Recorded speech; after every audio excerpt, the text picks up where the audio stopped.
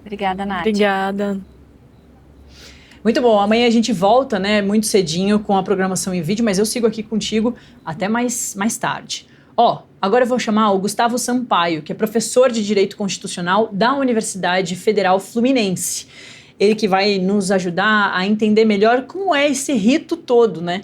Esse processo que é, professor, inédito. Estamos vendo militares de alta patente sendo interrogados sobre um plano de golpe, de atentado violento ao Estado. Então, queria conversar agora com o professor Gustavo.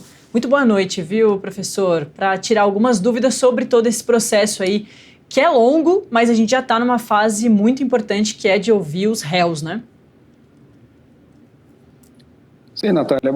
Boa noite a você, boa noite a todas e a todos. É uma fase importantíssima, é a fase que nós chamamos de fase da instrução probatória. A fase da instrução probatória, ela pertence à fase da instrução cognitiva da relação processual penal, ou seja, é uma fase em que são colhidos os depoimentos das testemunhas de acusação, os testemunhos de defesa, são ouvidos os réus também, os acusados, porque eles também têm a possibilidade jurídica de apresentar as suas respostas, caso queira, embora não tenham o dever de se autoincriminar, então eles podem declinar de responder também. Mas não é só isso não, Natália. São produzidas, se necessário for, as provas de caráter inicial, perícia de local, perícia de documentos, são produzidas provas documentais, enfim, são reunidas todas as provas para que o processo esteja maduro para a decisão judicial. Quem é o juiz? É aquele que aplica o direito ao caso concreto. Para aplicar o direito ao caso concreto, ele precisa conhecer os fatos, para saber se aqueles fatos têm ou não repercussão penal e se diante daquela repercussão penal, se é possível ou não imputar responsabilidade aos acusados. Então, essa é uma das fases, Natália, das mais importantes de todo esse processo, e como você disse bem, é um processo inédito na história desses 136 anos de República. Exatamente, e a continuação, né, desse processo também, claro, é muito importante, mas tem até uma questão política envolvida, porque muito está sendo discutido de, por exemplo, essas pessoas estarem questionando as eleições, né, e nesse processo todo em que, de acordo com o Mauro Cid, né, tinha uma expectativa ali muito grande sobre as urnas eram fraudadas, tinham sido fraudadas, então tinha essa expectativa muito grande, que envolve muito o processo eleitoral brasileiro. Nenhuma fraude foi identificada, inclusive os dois falaram isso, Mauro Cid e Alexandre Ramagem. Mas por que eu estou falando isso tudo? Porque esse processo ainda corre por alguns meses, né, para que aconteça aí sim o julgamento na primeira turma, para bater ali o martelo, serão condenados ou não, né? E que essa questão política é justamente para que isso termine antes do próximo ano, porque a gente tem eleições nacionais, né, federais em 2026, e que o olhar político para essa história toda também é muito importante de ser colocado na visão ou no horizonte, porque o Supremo quer ali que acelere, né, esse processo todo para que as eleições estejam longe dessa discussão toda, né, professor? Então também é uma questão muito política, é claro, é por isso que também tem esse envolvimento, a população está assistindo e os políticos também estão muito atentos a tudo que está sendo falado pelos réus, né? Certamente, não tenha dúvida que esse processo ele não pode ser um processo político na condução procedimental, porque o processo jurisdicional ele há de ser um processo em que haja neutralidade e isenção da parte dos juízes, mas ele tem uma repolítica, Natália, de grande significado. Inclusive, eu acredito e tenho pensado assim desde que o Procurador-Geral da República ofereceu a sua denúncia no mês de fevereiro desse ano, que o Supremo Tribunal Federal, verificando a repercussão político-social das suas decisões, ele acaba assumindo um certo compromisso velado, embora ele não tenha declarado isso, de encerrar esse julgamento até o final desse ano de 2025, ou no mais tardar no início do ano de 2026.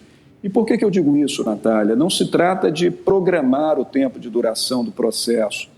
Trata-se de evitar que esse processo contamine as eleições gerais de 2026, porque, a depender do resultado, a depender da condução, isso poderá ser utilizado por um lado da política ou pelo outro lado, ou por ambos. E o Supremo Tribunal não quer que esse processo judicial contamine o processo político de 2026.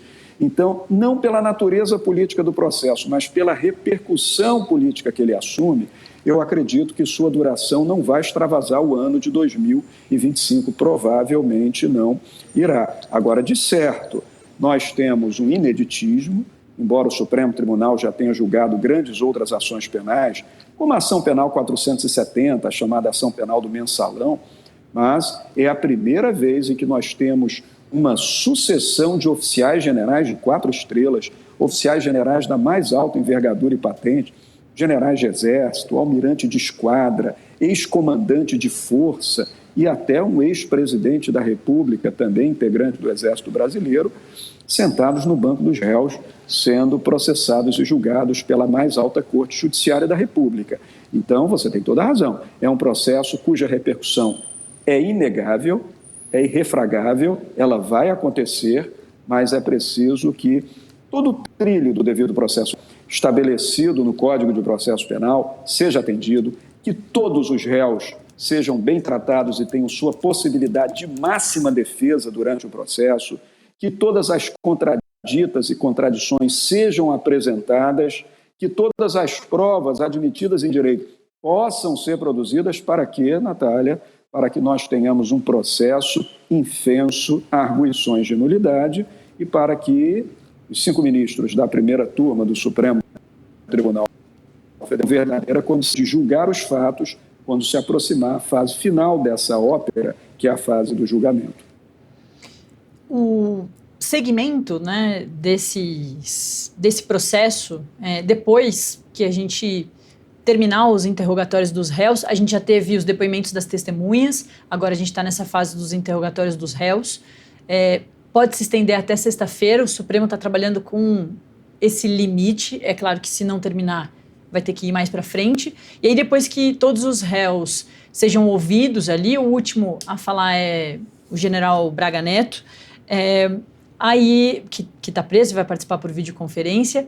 Aí vem um prazo de 15 dias, né, para a Procuradoria-Geral da República, que foi quem fez a denúncia ao Supremo, venha e tenha 15 dias ali para levantar essas provas, né, porque depois de todos esses depoimentos das testemunhas, os interrogatórios dos réus, aí tem todo esse segmento da Procuradoria-Geral da República, que foi quem fez a denúncia. Depois também tem mais um tempo para defesa e aí sim chega a fase do julgamento, né, professor? Sim, claro, porque depois de toda a instrução cognitivo-probatória da relação processual, depois de toda essa fase de produção de provas, de apresentação de testemunhas de acusação, testemunhas de defesa, provas periciais, se houver necessidade, provas documentais, oitiva dos réus, depois de todo esse processo, quando o processo está maduro, suficientemente maduro em termos de produção de prova, aí nós chegamos a uma parte final em que o Código de Processo Penal se refere às alegações finais. Aí nós temos as alegações finais de acusação, que são as alegações finais de promotoria, feitas, no caso aqui em tela, pela Procuradoria-Geral da República, e as alegações finais de defesa, caso feitas, portanto, pelos vários advogados, patrocinadas pelos vários advogados dos vários acusados. Só aí é que se considera terminada a fase de instrução cognitiva do processo, quando o processo está amadurecido para que os magistrados tomem a fase da decisão. Aí nós saímos da fase da instrução cognitiva, entramos na fase decisória, na fase de julgamento, e essa é a etapa final, Natália. É isso. Muito obrigada, viu, professor Gustavo Sampaio, que nos ajudou a entender um pouquinho melhor de todo esse falatório, dessa linguagem, né, tão mais complexa, mas a gente traduz aqui tudo para as pessoas que estão acompanhando a gente. Tem muita gente acompanhando a gente aqui no nosso canal do YouTube, as pessoas entenderem tudo que está acontecendo. Professor, muito obrigada, viu? Conto com o senhor numa breve oportunidade.